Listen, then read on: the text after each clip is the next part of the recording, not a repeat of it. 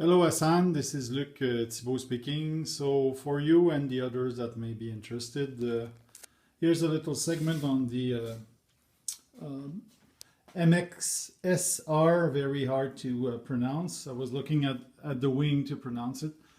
MXS-R ARF.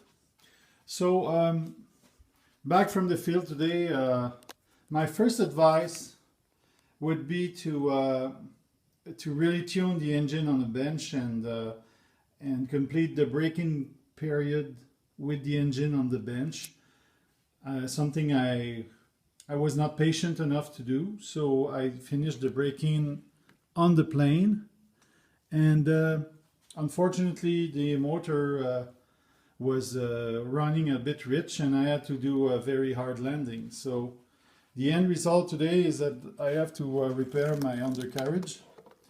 So this is a typical repair for a 3D plane. The bottom and the landing gear part is very weak.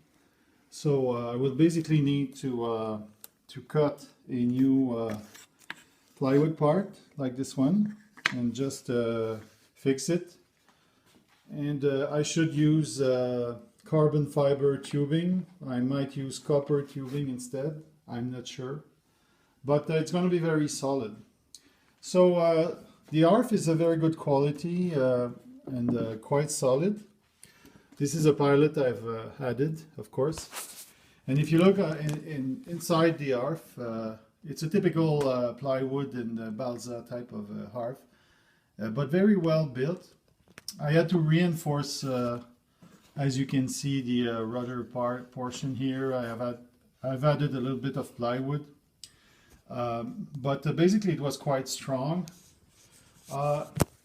If we look at the front, this is where you have those nuts and how do you call them? Those blind nuts. And usually they're very weak, and it was the same case for this model. So I have a technique that I call a sandwich. So I'm just basically putting the blind nut inside this sandwich, and I'm gluing a piece of plywood over this other plywood part, and so the blind nut is in between, and so I use hot glue and I glue them together, and then the end result is that the blind nut is inside, and it's very, very solid. It will never move. And as a matter of fact, I'm also using Vaseline to make sure that the screws, go in very, very smoothly. So at the end, you have a very good and solid, finish. At the same time, the screw is easy to put in, and there's no risk that you lose the blind nut when you push the screw inside there. So that's one that's one addition. For the covering, I'm using this torch here, and what I do is that I light the torch and I put heat on my X-Acto, and so it becomes very, very hot.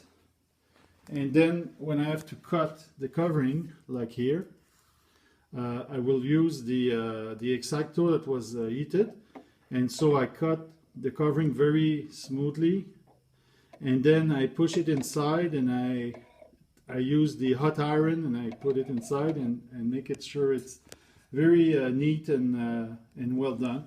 So the same applies here for all the connection. You can see it's very nice and well done.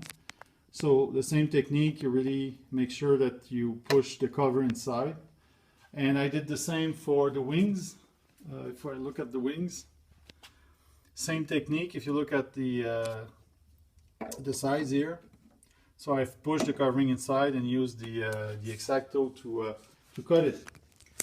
Another addition, something I do on my ARFs, I put, you can use actually packing tape, but I've used covering to really fill the gaps, to make sure that there's no gap, and that may influence the you know,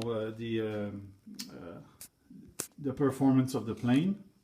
Of course, you want to make sure that everything you do is very straight, that you check your angles for the tail and the angles of your, you know, of your stabilizer and the basic stuff.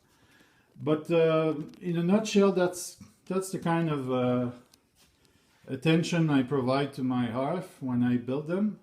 If you have other questions, let me know and I will try to answer them.